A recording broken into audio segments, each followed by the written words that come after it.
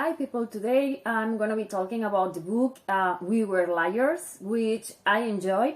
But I have to be honest here and say that I did enjoy much more the TV series that Amazon Prime did, about the book, because I think the characters have way more depth in the TV series than they do in the book.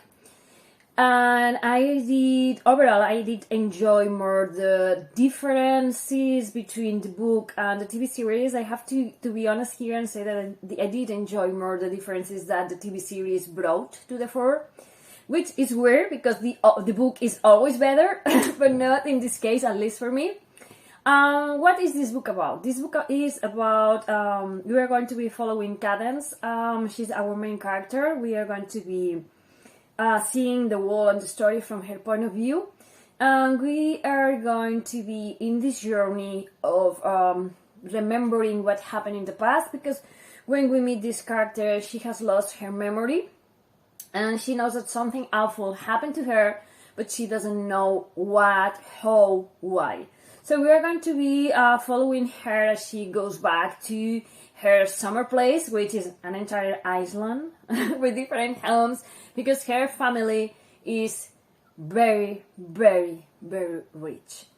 And we are going to be very soon learning that her family is completely dysfunctional. We have Harris, who is the grandfather, and he is a man who is used to abuse his power and to make his own daughters fight each other in order to see which one is the favorite, because the one that's going to be, the favorite is the one that's going to get the most money, the bigger houses, whatever, when he passes.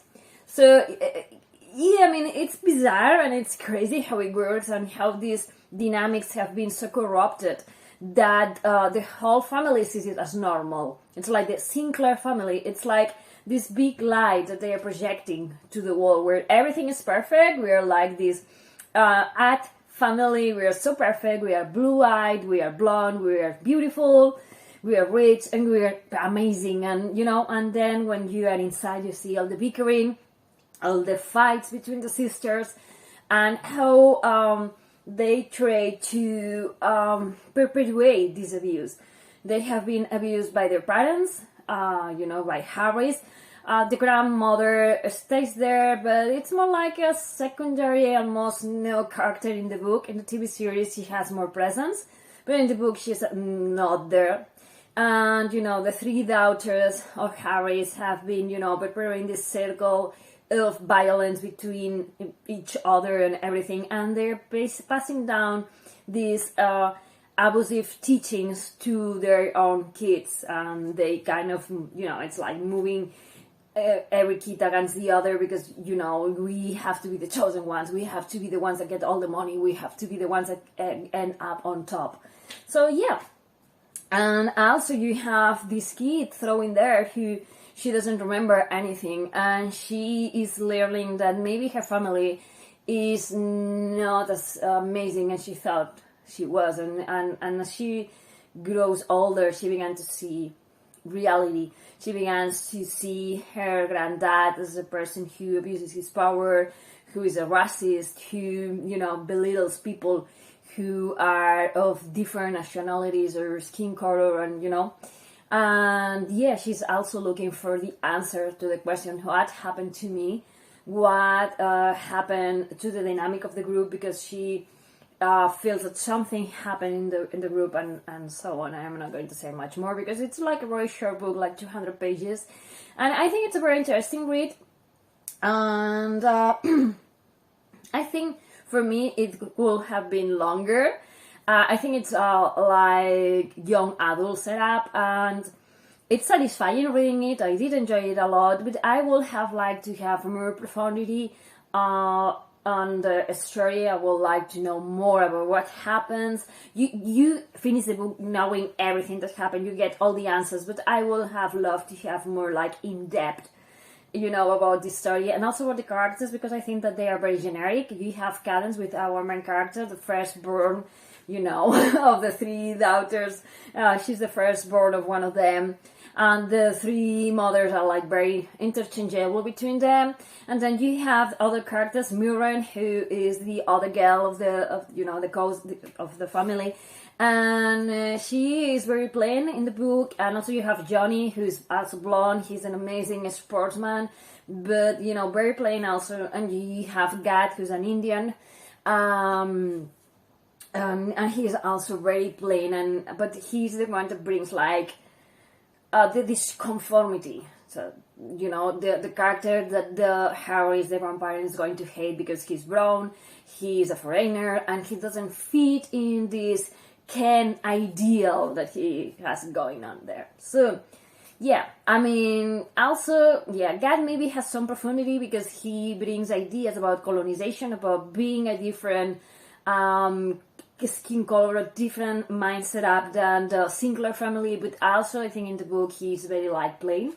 And here's why I say that I think that the TV series done by Amazon Prime is way better because you have different episodes and they follow the story of the book like 100%, but you get to see more depth and more profundity on the different characters. All of them have their own stories, their own traumas, their own fears, their own desires.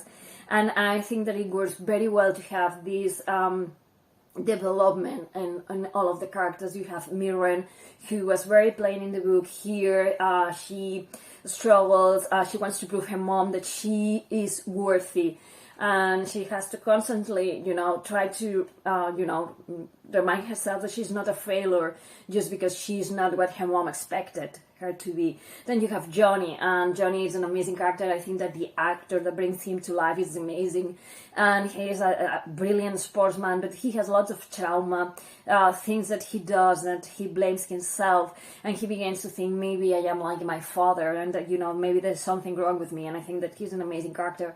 And then we have Gad, and we learn why he comes to the island with more profundity. We know what happened to his family. He's going to come from a travel. He went to India and he brings back lots of idea about colonization, appropriation, and about what he feels about the Sinclair family, how they single him out just because, him and Ed, one of the one of the mother's boyfriend, and they're Indians and they're seen like different because the Sinclair family have like this kind of Nazism idea about being blonde, blue eye. It's like a scene when you change your eye color. One of the characters is going to dye her eye black, and it's like, what you done? You're not a Sinclair anymore. And it's like, oh my god, because they're very superficial too. They have lots of money and they think that they can buy the world with money. And as I was saying, we have the main character, Cadence, and here she has a lot more of protagonism as well, and more in-depth and development and everything. And I love her, and I love the journey that she does from being this pampered little kid who believes everything her family does, that she's so used to being rich, like healthy, powerfully rich, amazing rich, like we have our own island. I mean, it's crazy. I say healthy rich, that's not what I wanted to say. But you get the idea. They have so much. I think that in the TV series, they say that Gareth is like on the Forbes list. I think that he's the fourth. So yeah, he has lots of money and he has lots of ideas about what he can buy with money. He can even buy people if he wants to. And I love how the liars, these four guys that I mentioned, Mirren, Johnny, Gad, and Cadence, are going to be traveling, making this journey, getting far away from these ideas that their grandfather has about power and about, about taking everything for granted and not accepting no. They go from idealizing this guy to seeing him from what he is. And I think it's an amazing journey for these characters and how every one of them find their own way. And also the twist, the revelation. I think it's amazingly well done in the TV series. If you know what happens in the book, when you are seeing the TV series, you begin to see things in the interactions between the liars, which it's amazingly well done, and I did love that. So yeah, that's all. Yeah, it's a very weird review. Yeah, please bear with me. It's been such a long time since I've been posting. I think like 1 month. So yeah, it's like I lost a bit of my flair for doing reviews. So thank you for watching.